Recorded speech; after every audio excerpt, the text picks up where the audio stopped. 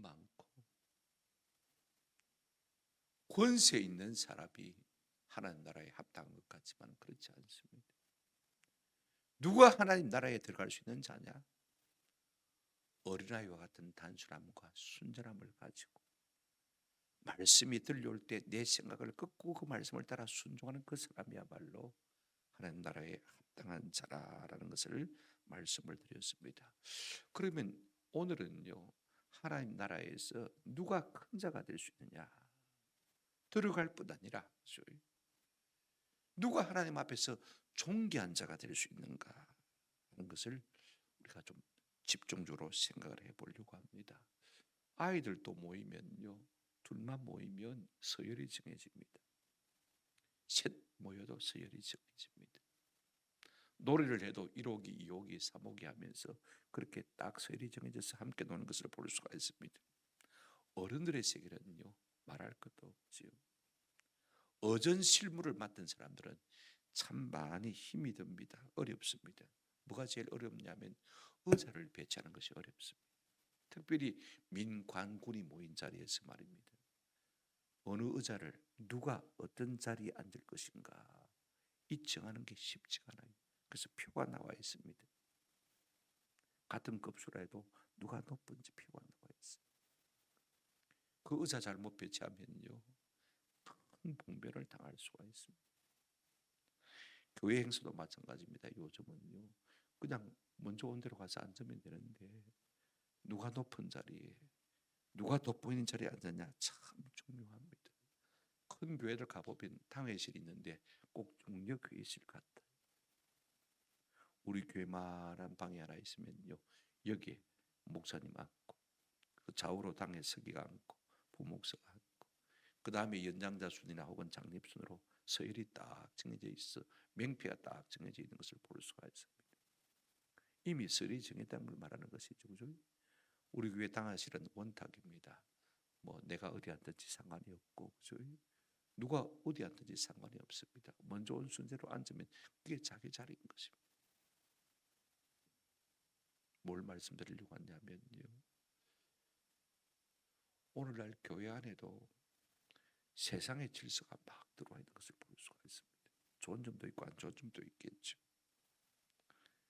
그러나 우리가 교회에서는 그렇게 한다 할지라도 하나님의 나라에서는 누가 진짜 큰 자냐, 오늘 여기 여러분 관심을 갖고 본문을 좀 살피면서 함께 은혜와 도전을 받았으면 참 좋겠다 싶습니다.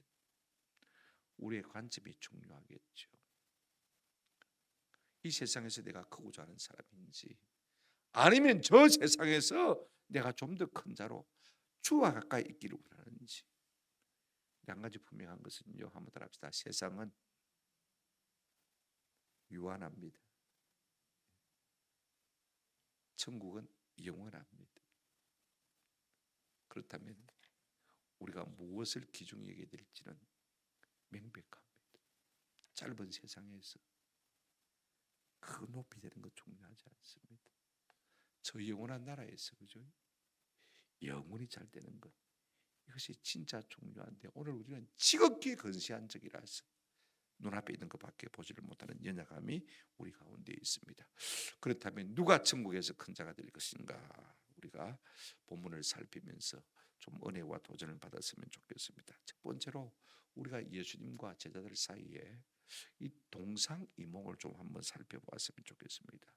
우리 예수님은요, 지금 예루살렘으로 제자들과 함께 올라가시면서 계속 십자가와 부활을 말씀하십니다. 내가 거기 올라가서 십자가 지고 죽을 것이고 그리고 사흘 만에 살아날 것이다. 이 말씀을 하고 있음에도 불구하고 제자들은 여전히 누가 큰가를 악이 다툼하고 있는 것을 볼 수가 있습니다. 그 다툼이 오늘 본문에 노골적으로 드러난 것을 우리가 보게 되어지죠. 야고보와 요한은요, 어머니까지 동원해 가지고 예수님께 한 자리 부탁하는 것을 볼 수가 있습니다. 오늘 본문 한번 보시기 바랍니다. 우리 예수님은 세 번째로 십자가에 대해서 말씀하시고 계신 것을 우리가 볼 수가 있습니다. 32절, 예루살렘으로 올라가는 길에 예수께서 그들 앞에 서서 가시는데 그들이 놀라고 따르는 자들은 두려워하더라. 이에 다시 12 제자를 들이시고 자기가 당할 일을 말씀하여 이르시되, 이렇게 본문이 시작하고 있는 것을 볼 수가 있습니다. 지금 예수님은요 제자들과 함께 이제 요단강 동편쪽으로 해서 여리고 쪽으로 건너가고 계신 것을 볼 수가 있습니다. 우리가 46절에 보게 되지만 그들이 여리고에 이르렀더니라고 말한 것을 보아서 우리 예수님이 이제 여리고에 거의 다 다른 그런 때가 아닌가 하는 것을 우리가 생각할 필요가 있을 것 같아요. 그런데 우리 예수님께서 예루살렘을 향해서 가시면서 말입니다. 보십시오. 32절에 보시면 예루살렘으로 올라가는 길에 예수께서 그들의 앞에 서서 가시는데, 앞에 서서 가신다고 했습니다.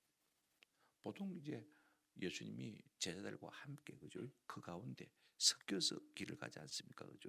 근데 우리 예수님이 지금 십자가라 길을 가시면서 예루살렘 향해서 가시면서 말입니다. 앞서 가시는 것을 볼 수가 있습니다. 죽으러 가는 길. 뭐가 즐거워서 그렇게 앞에 서서 가시겠습니까? 여기서 우리가 느낄 수 있는 것은요, 2가지 정도 될 것 같아요. 예수님이 십자가 지실 것에 대한 굳은 결심의 표출입니다. 이 일을 위해서 오셨고 예수님은 이 일에 조금도 요동하지 않는 것을 볼 수가 있어요. 그래서 앞서 가시는 것을 볼 수가 있습니다. 누가복음 9장 51절에 예수께서 승천하실 기약이 차감해 예루살렘을 향하여 올라가기로 마시고요 굳게 결심하시고, 미적거리는 것이 아닙니다. 내가 어떻게 십자가 지겠나 두려워서 뒤로 빠진 것이 아닙니다. 꼬무니를 뺀 것이 아닙니다. 그런가 하면 또 하나 우리를 우리가 생각해 보시다면 이는 예수님의 깊은 고독의 표출이라 볼 수가 있습니다. 홀로 앞서가지.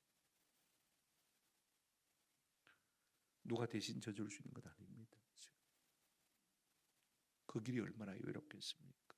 예수님은 인생으로 일하신 분입니다. 그죠? 그래서 게시마네 동산에서 우리가 보면 기도하실 때 아버지요 할 수만 있으면 이 잔을 내게서 뭐 해달라고요? 옮겨달라고 기도한 것을 볼 수가 있습니다. 홀로 앞서가시면서 우리 예수님은 더욱 하나님을 의지하고 주님 감당할 수 있는 힘을 주십시오 하고 기도하는 마음으로 나아가고 있는 것을 볼 수가 있습니다. 그런데 그 순간에 제자들은 어떤 느낌을 가졌느냐, 32절 중간에 보시면 그들이 놀라고 따르는 자들은 두려워하더라. 예수님이 저 멀찍이 앞에서 가는데 이상하게 제자들 가운데 두려움이, 놀람이 그들 가운데 있다는 것을 말하고 있는 것을 볼 수가 있습니다. 뭔가 이상한 분위기가 감돌고 있다는 거죠. 계속 놀랍니다. 미알려져 그죠? 계속 두려워하는 것을 볼 수가 있습니다. 뭔가 영적인 두려움이 그들을 엄습하고 있는 것을 우리가 볼 수가 있습니다. 그때 예수님께서 다시 오셔서 그들에게 말씀하십니다. 32절 하반절 C 끝에 한번 보시길 바랍니다. 이에 다시 12 제자를 데리시고 자기가 당할 일을 말씀하여 이르시되라고 했습니다. 예수님은 종종 홀로 또 종종 함께 제자들과 하신 것을 볼 수가 있습니다. 앞서 가시다가 이제는 제자들과 합류해서 무슨 말씀을 하기 시작한 것을 볼 수가 있습니다. 그 말씀하신 핵심이 뭐냐? 33절 34절 말씀이죠. 읽어보실까요? 보라 우리가 예루살렘에 올라가노니 인자가 대제사장들과 서기관들에게 넘겨짐에 그들이 죽이기로 계략하고 이방에게 넘겨주겠고, 34절 그들은 능욕하며 침뱉으며 채찍질하고 죽일 것이나 그는 3일 만에 살아나리라 하시니라. 이 말씀을 하시는 것을 우리가 볼 수가 있습니다. 여러분 우리 예수님은요 벌써 이 말씀을 3번째 하고 계십니다. 마태복음 16장이죠. 마가복음 18장입니다만은 베드로가 주는 그리스도시요 살아계신 하나님의 아들이니다라고 가이사랴 빌립보에서 신앙 고백했을 때 그때 비로소 우리 주님께서 십자가와 부활을 말씀하신 것을 볼 수가 있습니다. 이제 가이사랴 빌립보에서 갈릴리로 돌아오시는 길에서 또 한 번 우리 예수님께서 십자가와 부활을 말씀하셨고, 그 다음에 오늘 본문 여기서는 예루살렘을 향해서 가시면서 3번째 말씀하고 있는 것을 볼 수가 있습니다. 물론 예루살렘에 당도하셨어도 이 말씀하셨습니다만은요. 왜 예수님이 예루살렘으로 올라가고 있는 것입니까? 오늘 본문은 좀 더 구체적으로 말하고 있습니다. 어디서 십자가에서 죽을 것입니까? 한번 따라합시다. 예루살렘에서. 왜 예루살렘이냐? 이게 참 중요합니다. 우리가 창세기 22장 하나님께서 아브라함에게 내 사랑하는 독자 이삭을 내게 뭐로 바치라고 했습니까? 번제로 바치라고 했습니다. 이삭은 우리가 잘 알고 있잖아요, 그죠? 홀라당 태워서 드리는 것이 번제입니다. 자식 하나 딸랑 있는데 눈에 너도 아프잖아요. 자식인데 하나님께서 무지막지하게 내 사랑하는 아들 독자 이삭을 내게 뭐로 바치라? 번제로 바치라.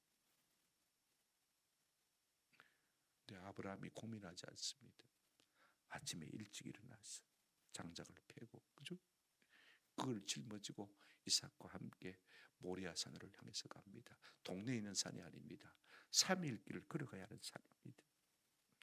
여러분, 3일 길을 걸으면서 자식 죽게 하는 아버지의 마음은 얼마나 황량했겠습니까? 그럼에도 불구하고 모리아 산에 올라가서 하나님이 정하신 한 곳에서 단을 쌓고, 그죠? 그 아들을 결박하고 드디어 칼을 내리치는 순간입니다. 그때 하나님이 아브라함을 급하게 두 번이나 부르셨습니다. 아브라함아, 아브라함아, 내가 이제야 네가 나를 사랑하는 줄 내가 알았다라고 말씀하시면서 눈을 들어보니까 저기 순양이 하나 뿌리 나무에 걸려 있습니다. 그걸로 네가 내게 제사해라. 창세기 22장 14절에 보시면 이렇게 말하고 있습니다. 아브라함이 그 땅 이름을 여호와 이리라 하였으므로 오늘까지 사람들이 이러기를, 한번 따라합시다. 여호와의 산에서 준비되리라. 뭐가 준비되리란 말입니까? 번제물이 준비됐단 말입니다. 이삭을 주기 했지만은 이삭을 드린 것이라 진비 없지 않습니까? 칼을 들었으니까 말입니다. 아브라함아, 됐다. 이제 내가 네 마음 알겠다. 하나님이 예비한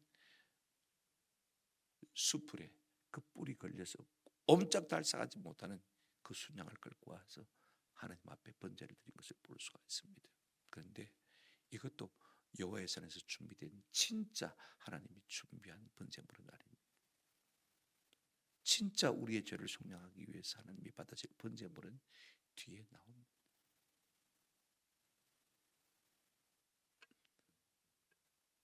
역대하 3장 1절에 보게 되어지면 솔로몬이 이제 모리아 산에 여호와의 전 건축하기를 시작한 것을 볼 수가 있습니다. 그곳이 어디냐면 하나님께서 다윗에게 나타나신 곳인데 예부스 사람 오르난의 타작마당입니다. 지금 예루살렘에 성전이 있는 곳이 바로 이곳인 것입니다. 하나님께서 그곳에 성전을 짓도록 솔로몬을 감동하신 것을 볼 수가 있습니다. 그리고 그 위에 한 500m 정도 떨어진 바위산이 바로 골고다 해골산입니다. 거기서 우리 예수님이 십자가에 못 박혀 죽으실 것입니다. 지금 그곳을 향해서 예수님이 가고 있는 것을 볼 수가 있습니다. 예수님이야말로 여호와의 산에서 준비한 진짜 번제물이신 것입니다. 어디서 드려야 됩니까? 모리아 산에서 자신을 드려야 되는 것입니다. 할렐루야. 그 일을 위해서 지금 예수님께서 이제 예루살렘 모리아 산을 향해서 올라가고 계신 것을 볼 수가 있습니다. 올라가면 어떻게 되어집니까? 사람들이요, 대제사장들과 서기관들에게 넘겨줄 것입니다. 누군가가 배신한 자가 있겠죠, 그죠? 그러면 어떻게 합니까? 그들은 예수님을 죽이기로 결단할 것입니다. 결정할 것입니다. 살해드린 공의원들이 그렇게 할 것입니다, 그죠? 그런데 로마의 식민지로 있기 때문에 아무리 우리가 종교적인 권한을 가지고 사람을 죽이시도 할지 몰라도요, 그 당시에는 식민지 국가였기 때문에 로마에 복속되어 있기 때문에 사형권은 없었습니다. 그래서 로마 정부에 고발할 수밖에 없어요. 그런데 종교적인 죄로 고발해봐야 사형 선고가 안 됩니다.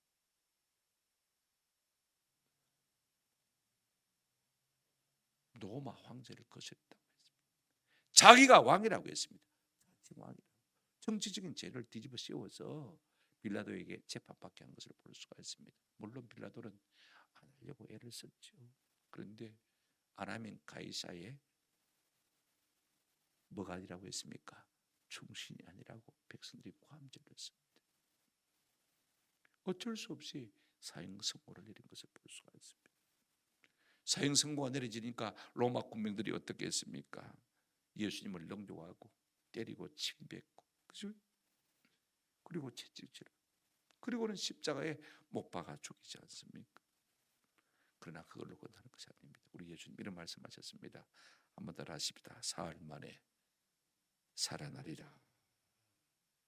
예수님은요, 앞으로 일어날 일을 마치 다 보고 있는 것처럼 생생하게 말씀하고 있는 것을 볼 수가 있습니다. 오늘 34절 34절에 말씀하신 그 말씀이 우리가 마가복음 15장에 보면요, 그대로 이루어지는 것을 볼 수가 있습니다. 우리 예수님은 지금 예루살렘에서 올라가시면서 아무 생각 없이 올라가신 것 아닙니다. 누구에게서 어떤 고난을 받고 어떻게 죽으실 것을 알고 계시면서 올라가시는 것을 볼 수가 있습니다. 이런 순간인데 여러분, 제자들의 동상이몽을 한번 살펴보십시다. 여태까지 예수님이 십자가 부활을 말씀하셨어요. 우리 독경인지 마이동풍인지 아니면 도대체 제자들이 어떤 인간들인지 예수님이 지금 3번이나 십자가 부활을 말씀하셔도요, 전혀 안중에도 없습니다. 깨달지를 못합니다. 35절 한번 보시기 바랍니다. 세베대 아들 야고보와 요한이 주께 나와 여짜오되 선생님이여 무엇이든지 우리가 구하는 바를 우리에게 하여 주시기를 원하옵나이다. 제자들이 무엇을 구할 수 있죠, 그죠? 얼마든지 구할 수 있지 않습니까? 예수님의 사랑받는 빅3 제자가 있습니다. 누굽니까? 한번 따라합시다. 베드로, 야고보, 요한. 그 3명 중에서 누가 지금 예수님께 나와서 부탁합니까? 야고보와 요한. 베드로는 다 돌려놓고 말입니다. 그렇죠? 그들은 육신으로 치면요, 야고보와 요한은 형제 아닙니까? 그죠? 그 형제가 또 예수님의 이종 사촌이 되는 것을 우리가 잘 알고 있습니다. 그 어머니 살로메가 예수님의 어머니 마리아의 동생입니다. 그죠? 나중에 보면 그 어머니도 함께 예수님께 부탁한 것을 볼 수가 있습니다. 보십시오. 마태복음 20장 20절 병행구절입니다. 그때 세베대 아들의 어머니가 그 아들들을 데리고 예수께 나와 절하며 구하니 그랬습니다. 야고보와 요한이 오늘 본문에는 말했죠, 그죠? 그런데 그 어머니도 함께 말한 것입니다. 치맛바람의 시조죠, 그죠? 성령의 바람은 아니고 치맛바람이. 그래 두 형제가 예수님께 와서 감히 베드로를 제치고, 베드로는 수제자 아닙니까? 그죠? 1번인데 2번 3번이 1번 2번 하겠다고 요청하고 있는 것을 볼 수가 있습니다. 우리 중에 한 사람은 우의정, 한 사람은 자의정 시켜주십시오, 그 이야기를 하고 있습니다. 베드로가 있지만은 예수님 이김에 딱 못을 박아주십시오. 베드로가 꼼짝 못하도록 말뚝을 박아달라는 것입니다. 한마디로 높아지고 싶어하는 것을 볼 수가 있습니다. 우리 예수님 이르시되 너희에게 무엇하여 주기를 원하느냐? 그랬더니 여러분 7절 보십시오. 노골적으로 그들이 말합니다. 여짜오되 주의 영광 중에서 우리를 하나는 주의 뭐에 우편에 하나는 주의 좌편에 앉게 해 주시기를 주옵소서. 그러니까 우리말로 말하면요, 우의정 자의정 시켜달라는 말입니다. 2번 3번 시켜달라는 것입니다. 주의 영광 중에 이 주의 영광이 뭡니까? 지금 주님은요, 십자가를 지시기로 원하시는 것을 볼 수 있는데, 그들은 우리 예수님이 예루살렘에 올라가게 되어지면 왕이 될 것으로 생각하고 있습니다. 로마를 깨부수고 이 유대 나라를 갖다가 독립시켜 줄 다윗과 같은 왕으로 지금 그들은 생각하고 있는 것을 볼 수가 있습니다. 그때 주의 영광 중에 우리도 우리 주님께서 좌우편에 앉게 해주십시오. 의정 자의정이 되게 해주십시오. 예수님은 3번이나요 내가 십자가에 죽으러 간다고 말씀하심에도 불구하고, 그렇게 말씀하셨음에도 불구하고 귀에 무맹수를 박았는지, 땅구멍으로 말씀을 듣는지 콧구멍으로 말씀을 듣는지 모르지만은 말씀이 조금도 그 가운데 들리지 않은 것을 볼 수가 있습니다. 여러분, 내 생각으로 가득 차 있으면요, 남의 말이 귀에 잘 안 들립니다. 그렇지 않습니까? 오늘 우리가 설교를 들을 때도 내 모든 생각을 내려놓고 주님의 말씀을 내가 우선적으로 듣겠다, 그런 마음의 각오가 있으면요, 말씀을 듣고 아멘하고 변화가 일어납니다만은요, 내 생각으로만 가득 차 있으면 30년을 교회 다녀도 변화가 없습니다. 지금 제자들이 그 모양이에요. 예수님이 다윗과 같은 왕이 되실 것이니까 그때 내가 한 자리 할 것이다. 그걸 생각하고 예수님을 따르는 것을 볼 수가 있습니다. 여러분, 우리 예수님이 제자들을 생각하실 때 얼마나 답답하겠습니까? 이것들이 소도 아니고 내가 그들에게 그렇게 말씀을 전했구만은 이것들이 말도 아니고 심성도 아니고 지금 십자가를 지러 가시는 주님의 마음이 저들을 바라볼 때 얼마나 답답하겠습니까? 그 답답함이 얼마나 크겠습니까? 그때 우리 예수님께서 두 번째로 이 야고보와 요한에게 말씀하신 것을 우리가 좀 생각해 보십시오. 세 번이나 십자가 지실 것이라고 말씀하셨지만 이 야고보와 요한은요 한 자리 하겠다고 예수님께 그걸 부탁하고 있는 것을 볼 수가 있습니다. 그때 우리 예수님께서 이 야고보와 요한에게 말씀하셨어요. 물어보셨어요. 38절 예수께서 이르시되 너희가 구하는 것을 알지 못하는도다. 내가 마시는 잔을 너희가 마실 수 있으며 내가 받는 세례를 너희가 받을 수 있느냐라고 물으신 것을 볼 수가 있습니다.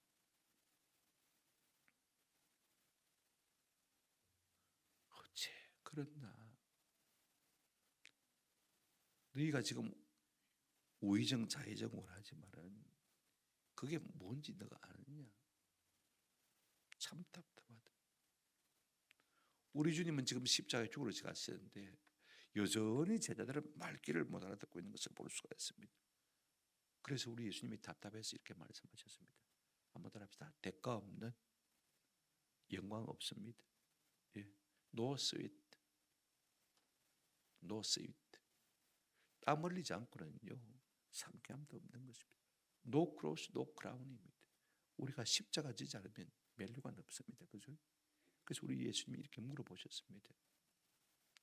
너희는 내가 마시는 잔을 마실 수 있고 내가 받을 세례를 받을 수 있겠느냐 물어봤습니다. 마시는 잔이 무엇입니까? 하나님의 뜻을 이 땅 가운데 이루며 사명 감당하는 데 있어서 다가오는 모든 고난을 다 말하는 것입니다. 내가 받을 세례가 무엇입니까? 죽고 사는 것 아닙니까? 세례가 그죠? 옛 사람이 죽고 그죠? 새 사람이 사는 것이 세례 아닙니까? 내가 죽고 사는 이 일을 너희도 할 수 있겠느냐라고 물어보신 것입니다. 우리 예수님 뭐 때문에 오셨습니까? 마태복음 1장 21절 우리가 잘 알죠.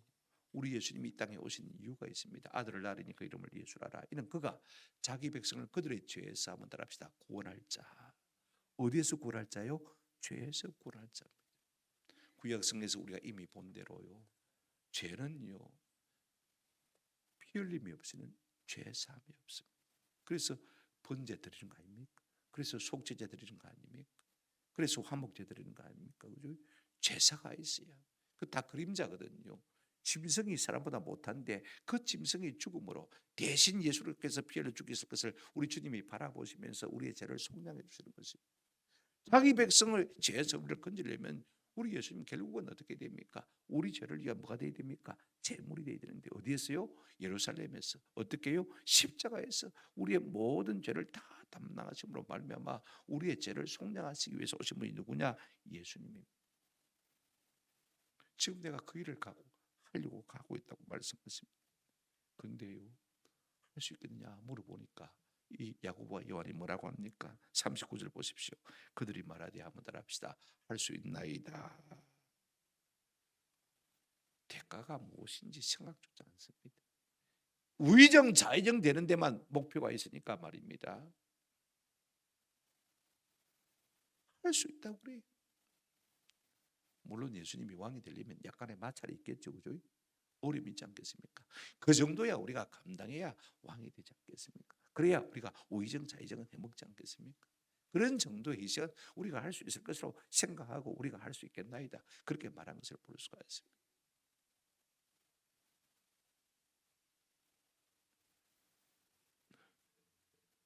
그 우리 예수님 이렇게 말씀하셨습니다. 예수께서 이르시되 너희는 내가 마시는 잔을 마시며 내가 받는 세례를 받으려니와 그랬습니다. 이거 진짜 고쳐 놓으시면 좋겠습니다. 예.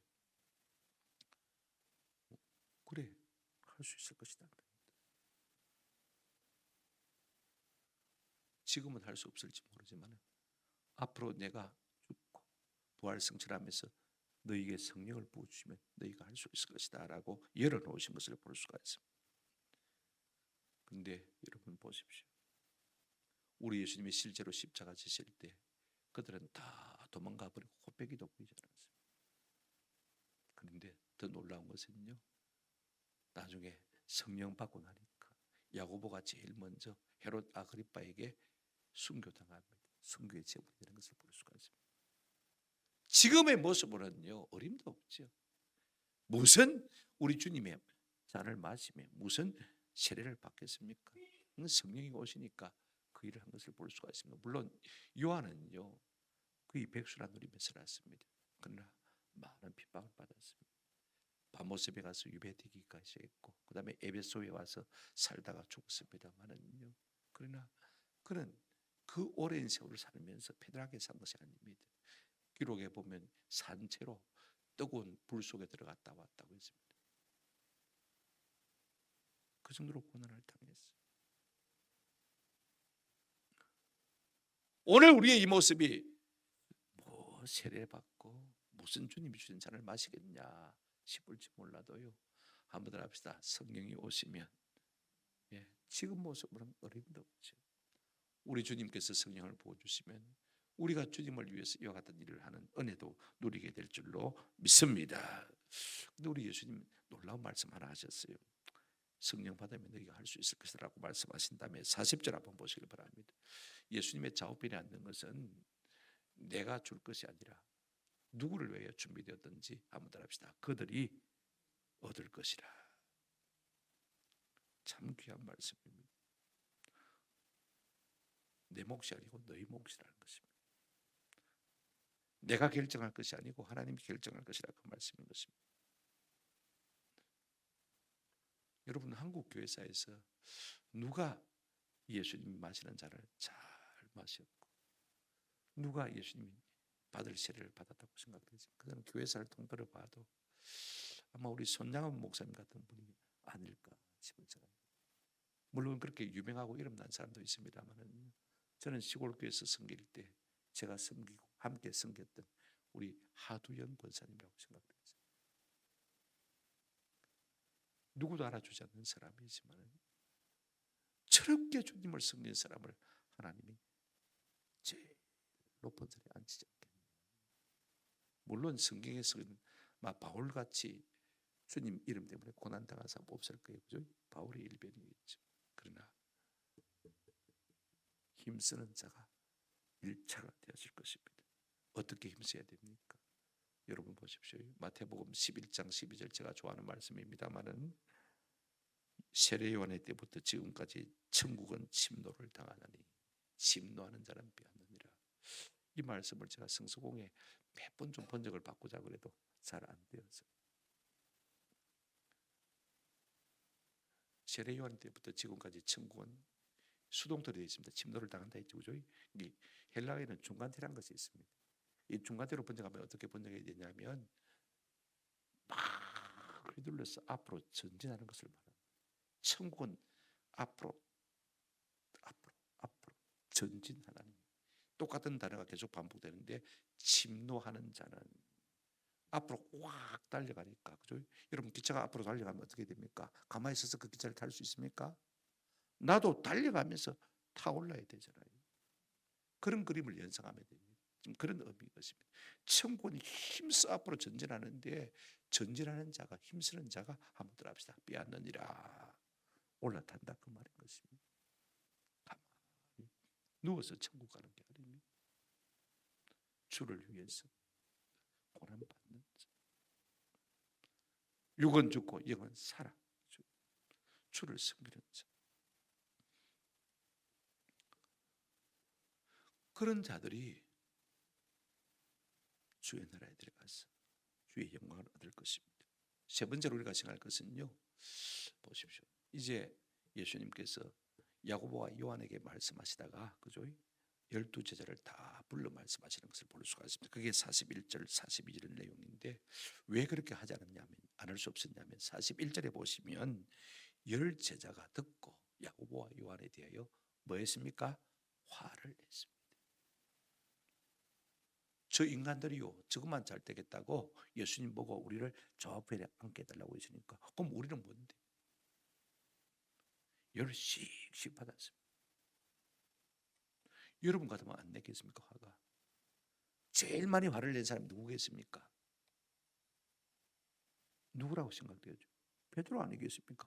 내가 1번인데 저것들이요 저 인간들이 사람은요 누구나 권력의 의지로 충만합니다. 없는 사람은 없습니다. 어디 가나 내가 1번이면 다 좋아하지. 누가 나보다 앞서 나가려고 하면요 열받습니다. 시기합니다. 질투합니다. 긴장하게 되어지고 그죠? 갈등 구조가 형성되고 충돌하지 않습니까? 그 순간부터 이제 관계가 멀어지기 시작합니다. 내가 낮은 자리에 가만히 있을 때는요 누구도 나를 미워하지 않습니다. 화를 내지 않습니다. 앞서 딱 치고 나가려는 순간에 적이 되어지는 것을 우리가 볼 수가 있습니다. 하나됨을 유지할 수가 없는 것이죠. 왜 인간관계가 자꾸 깨어지느냐? 지가 나보다 높은 자리에 올라가려고 하기 때문에 인간관계가 깨어지는 것을 볼 수가 있습니다. 근데 지금 야고보와 요한이 말입니다. 저가 1번 하겠다고 그래요. 베드로만 화를 낸 것이 아닙니다. 그죠? 다른 10 제자들도 다 화를 냈습니다. 왜? 나도 한 자리 하고 싶은 마음이 다 있었기 때문에 그렇습니다. 사람이요 자기가 높아지려고 하는 사람은 두 가지 반응으로 나타납니다. 상대가 높아지려고 하면 화를 내고 싸우든지 아니면 그래 네 발톱 굵다 다 해먹으라 하고 내버려 두든지 둘 중에 하나입니다. 여러분 그러니 여러분 지금 예수님의 마음이 어떠하겠습니까? 이것들이 내가 그렇게 십자가를 가르쳤음에도 불구하고 여전히 한 자리 할 것에만 관심이 있으니까 참 기가 막힙니다. 그래서 우리 예수님께서 화를 내셔야 될 것 같은데 저 같으면요 이것들이요 제자 해산 원이치 너 집으로 다 가라. 나 혼자 십자가 지고 죽고 말 것이다. 얼마든지 그렇게 하실 수 있는 그런 분위기 아닙니까? 한번 생각해 보십시오. 이거 완전히요 오이독경이거든요. 마이동풍 아닙니까? 자 42절 예수님께서 화를 내지 않고 조곤조곤 불러서 그들에게 말씀하시는 것을 볼 수가 있습니다. 예수께서 불러다가 이르시되 이방인의 집권자들이 그들을 임의로 주관하고 그 고관들이 그들에게 권세를 부리는 줄을 너희가 알거니와. 예수님은 타락한 세상의 질서에 대해서 말합니다. 그렇지 않습니까? 그렇죠?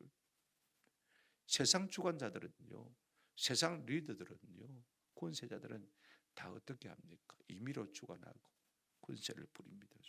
함부로 로마 황제를 봐라. 로마 총독을 봐라. 우리 가운데 있는 분봉왕을 봐라. 한결같이 다 그렇지 않느냐? 오늘 우리가 살고 있는 세상도 또 마찬가지입니다. 주권이 국민에서 나온다고 말은 그렇게 하지만요 주권이 국민에서 나온다는 딱 하루밖에 없습니다. 선거하는 날 4월 10일 날 우리가 선거할 것이지만요 여러분 그날은 우리가 왕입니다. 그죠? 그 다음 날부터 딱 결정되고 나면 그 다음부터는 군림합니다. 우리가 투표를 잘해야 돼요. 정말로 누가 나라를 위할 사람인가? 누가 제대로 섬길 사람인가를 우리가 잘 선정을 해야 돼요.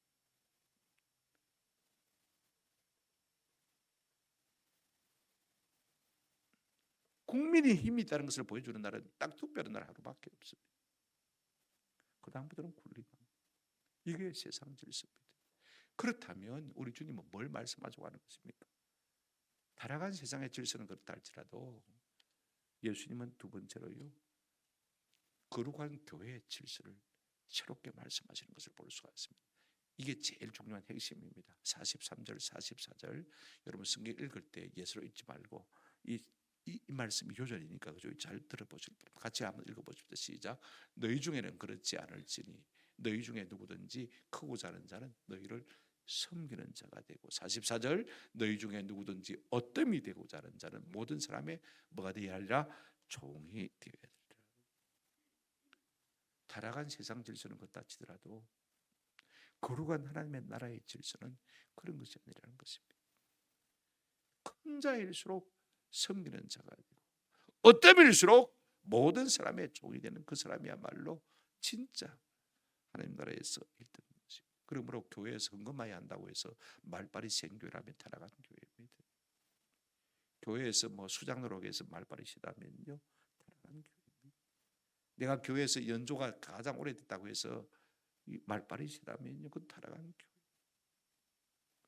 내가 진정으로 크고자 한다면 한번 합시다. 모든 사람의 종이 되어야 하리라. 앞에는 모든 사람을 섬기는 자, 그죠? 설번트를 말하고 어떤 되고자 하는 사람은 모든 사람의 종, 노예가 되어야 된다고 말하고 있는 것을 볼 수가 있습니다. 여러분 노예는요 해도 되고 안 해도 되고 그런 것이 아닙니다. 노예는 종입니다. 그죠? 뭐든지 해야 되는 것입니다. 오늘 우리가 하나님 나라에서 크고자 하는 선한 욕심이 있다면 우리가 당장 섬기는 자로 내려오시는 은혜가 있기를 주님의 이름으로 축원합니다. 우리가 교회 안에서 목사, 장로, 집사, 권사가 있습니다만은 중요한 것은 이것이 직분이 아니라 역할이라는 것입니다. 세상 사람들도 네 교회 그렇게 오래돼 있더만은 한 자리 올라갔나? 권사 땄나? 장로 땄나? 그렇게 물어보더라고요. 여러분 교회의 직분은요 한번 합시다. 역할입니다.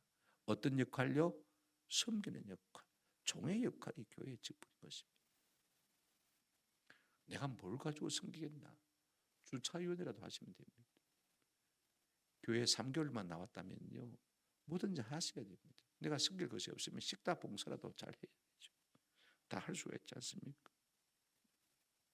우리가 하나님 나라에서 크고자 하는 자는요 진짜 종이 되어야 된다고 말씀하고 있습니다. 오늘 우리 가운데 나이가 들어도 영적 백수가 없기를 주의 이름으로 축원합니다. 아무것도 할 수 없으면요 기도라도 해야 돼요. 우리 예수님 십자가에 못 박히셔서 아무것도 할 수 없을 때 양손과 양발이 다 못 박혔지 않습니까? 그때도 우리 주님은 뭐 하셨습니까? 기도하신 것을 볼 수가 있습니다. 우리를 향하신 주님의 뜻은 명백합니다. 애매하거나 모호하지가 않습니다. 44절 다시 보시기를 바랍니다. 너희 중에 누구든지 어떤 이 되고자 하는 자는 모든 사람의 뭐가 되리라? 종이 되어야 하리라. 할렐루야. 누구든지 하는 나라에서 큰 자리, 높은 자리, 주님 가까운 자리 가기를 원하십니까? 모든 사람의 종이 됩니다.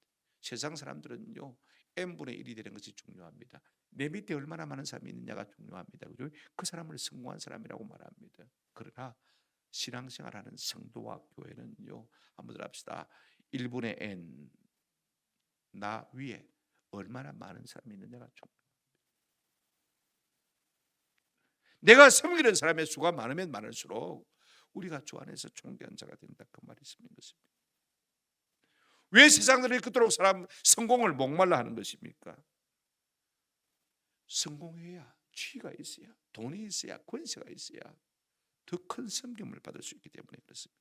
더 많은 섬김을 받기 위해서 잘 되고자 합니다. 그래서 공부 열심히 하고 그래서 돈 많이 벌고 그래서 높은 지위에 올라가고자 하는 것을 볼 수가 있습니다. 왜요? 그래야 군림할 수 있으니까, 그래야 호령할 수 있으니까, 그래야 존경과 섬김을 받을 수 있으니까. 그러나 우리 예수님 그렇게 말씀하십니다. 천국에서 크고자 하는 선한 마음을 너희가 갖고 있거든.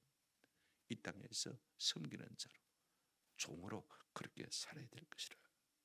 여러분 우리가 평생 그렇게 산다고 해서 조금도 원통해하거나 조금도 서러워하거나 아쉬워하거나 여러분 불안해할 여유가 전혀 없습니다. 우리 주님 그렇게 사셨더니 빌립보서 2장 5절부터 11절 같이 집에 가서 읽어보시기 바랍니다. 하나님께서 그를 존귀케 하시고 영광스럽게 하셔서 모든 사람들이 예수의 이름 앞에 뭐하게 하시고 무릎을 꿇게 하시고 모든 사람으로 하여금 주라 부르게 하셨느니라. 할렐루야. 우리가 천국 가면요 섬긴 사람이 많으면 많을수록 우리 하나님께서 천국에서 더욱 존귀케 하실 것이라는 것입니다. 모든 사람들이 우리가 왜 부자가 되어야 됩니까? 어제 저녁에 제가 생각이 들었어요. 하나님 내한테 15억을 주시면 우리 고향의 고신박 교회가 15교회인데 1억씩 다들 다 비자립 교회 같은데 내가 보니까 내 모교회 하나 조금 큰 교회고 다 작은 교회 1억씩 다 나눠주고 은퇴하면 얼마나 좋겠습니까? 그런 생각이 들더라고요. 우리 옛날에 고향에 삼익 피아노 사장 이효익 씨가 한분 계셨어요. 이분이 죽기 전에 순복음교회 나가서 예수를 믿고 죽었습니다만 그때 학교마다 피아노 한 대를 나눠줬습니다. 그래서 제가 그랬습니다. 교회도 한 개씩 나눠주지. 초등학교보다 적은데 숫자. 그때 뭐 고성군내 뭐 교회가 초등학교는 33개였습니다만은요. 교회가 15개 정도 됐는가 싶은 생각이 들어요. 그 별거 아닌데 하나씩 주지. 나도 부자가 되면 교회마다 피아노 하나 사줘야 될 기다. 그래서 생각하고 있는데 지금은 뭐 피아노 한 대 뭐 다 교회들마다 있죠. 그게 중요한 게 아니고 성합자 한 대라도 안 사줘야 되겠나 싶은 생각이 들 때가 많이 있습니다. 여러분 우리가 돈이 있다면요. 그 돈으로 내가 잘 먹고 잘 사는 것이 아니라 섬길 것을 계산해야 진짜 거듭난 성도인 것입니다. 재능이 있다면 그 재능으로 내가 섬길 것을 생각해야 돼요. 요즘 다 재능 기부 있지 않습니까? 제 처조카도 가이스대 박사 부부가 박사로 있으니까 목사님 특강 불러주세요 그러더라고. 돈 많이 주라 하려고. 아니요, 재능 기부하면 됩니다. 돈 하나도 안 줘도 됩니다. 정부에서 다 준대. 웃기지 않습니까? 우리에게 자리가 주어졌다면요, 그 자리로 우리가 섬겨야 됩니다. 회사에서 뭐 판공비 받는 그런 직에 있는 사람들은요, 성도들 밥 많이 사주세요. 언제 사주겠습니까? 권력이 주어졌다면 그 권력 가지고 사람을 섬기는 것이 중요합니다. 기업도 마찬가지입니다. 요즘은요, 뭐 이윤만 거듭 챙기고 사회 봉사가 없는 기업에 대해서는요, 우리 소비자들도 별로 안 좋아합니다. 불매운동하지 않습니까? 기업의 이윤을 가지고 섬기라고, 그죠? 존재하는 것 아닙니까? 우리가 무엇 때문에 커야 됩니까? 한번 따라합시다. 섬기기 위해서. 어이구, 그럼 나는 뭔데? 우리 주님을 보십시오. 섬겼더니 우리 하나님께서 그를 높이신 것을 볼 수가 있습니다. 한 가지 우리가 알아야 됩니다. 예수님은 어떤 삶을 사셨습니까? 45절 말씀이 참 중요합니다. 이게 예수님의 사명선언문입니다. 45절 여러분 한번 읽으시면서 좀 마음속으로 외웠으면 좋겠습니다. 다 같이 읽겠습니다. 시작. 인자가 온 것은 섬김을 받으려 함이 아니라 도리어 섬기려 하고 자기 목숨을 많은 사람의 대속물로 주려 합니다. 세 가지 있습니다. 섬김을 받으러 온 것이 아니라고 했습니다. 여러분 세상 사람 높은 사람이 오면요 피곤합니다. 그죠? 하다못해 군부대 사단장이 방문해도요 밑에서 한 달 동안 고생합니다. 그죠? 세상 사람은 높은 사람이 오면 피곤합니다. 그런데 우리 주님은 절대로 그런 분이 아닙니다. 섬김을 받으러 온 분이 아니라는 것입니다. 도리어 마음이고요 섬기려고 오신 분이라고 했습니다. 심지어는 어느 정도 섬기려고 했습니까? 자기 목숨을 많은 사람의 대속물로 랜섬 몸값으로 우리를 죄에서 건져 사주시기 위해서 우리가 죄의 노예되었는데 이제는 우리의 몸값을 대신 지불하시고 이제는 우리가 자유한 사람이 되도록 하시기 위해서 우리 가운데 오셨다고 말씀하고 있습니다. 여러분 안심하고 예수 믿어야 됩니다. 우리 예수님은 무엇이 부족해서 우리의 섬김 받으시려고 하는 분 아닙니다. 죄로 말미암아 노예된 우리들을 대신해서 죽으시고 그죠? 그래서 우리의 몸을 사주시고 우리를 자유자로 해방자로 불러주신 것을 볼 수가 있습니다. 우리가 어떻게 섬기는 자가 되어야 됩니까? 제가 좋아하는 요한복음 말씀이 하나 있습니다. 13장 14절 15절 무슨 말씀이 있습니까? 내가 주와 또는 선생이 되어 너희 발을 씻겠으니 우리가 섬기는 자가 되기 위해서는요 실력 있는 자가 되어야 됩니다. 아멘. 주와 선생이 되어야 진짜 섬기는 자가 될 수 있습니다.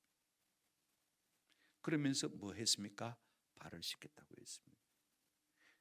내 밑지닥도 못하면서 그죠? 뒤치락도 못하면서 남을 섬긴다는 게 말이 됩니까? 그죠? 왜 우리가 성공해야 됩니까? 섬기기 위해서. 내가 주와 선생이 되어서 너희 발을 씻겠습니다. 제가 89년도인가 오카는 목사님하고 서울 사랑의 교회 우리 구린교회하고 다락방 참관을 가겠다고 했습니다. 갔어요. 우여곡절이 많았습니다만 갔는데 제가 딱 참관한 가정에 가니까 회장님 사모님이 순장님, 지금도 제가 말하면 아마 여러분들이 다 아실 분들이 있을 거예요. 큰 회사 회장님 사모님. 근데 자기 수는 마침 집에 옛날 집처럼 아주 작은 집이에요. 이 부엌을 통해서 방으로 올라가고, 그죠? 부뚜막을 통해서 이제 방으로 들어가는 그런 자그마한 집인데, 젊은 여자가 아이를 이제 낳아서 키우고 있는데, 여기에 비하면 밥도 준비해야 되는데 할 수가 없잖아요, 그죠? 그 사모님 가서 대신 아이 업고 있더라고. 1시간 전에 가가지고 회사 회장님 사모님인데 참 대단해. 제가 그때 이게 진짜 교회구나. 그 약한 순환을 돕기 위해서요, 집에서 그걸 하겠습니까? 두디 가지고 그 업어주니까 그 젊은 세력이 이제 반찬이라도 하나 만들 수 있는 것입니다. 참 놀라. 이것이 교회의 질서입니다. 저는 감동을 참 많이 받았어요. 우리 예수님 말씀하십니다.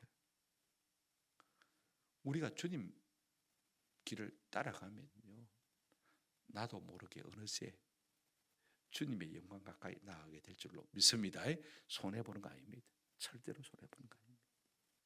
천국도요, 해와 달과 별의 영광이 다르듯이 다 영광이 다릅니다. 누가 주님 가까이 있을 것이냐? 누가 주 안에서 큰 자가 될 것이냐? 섬기는 주님의 모습을 닮아간 그 사람이 나와 함께 가까운 자리에 앉을 것이라고 말씀하셨습니다. 이 같은 은혜가 우리 가운데 있기를 주님의 이름으로 축원합니다.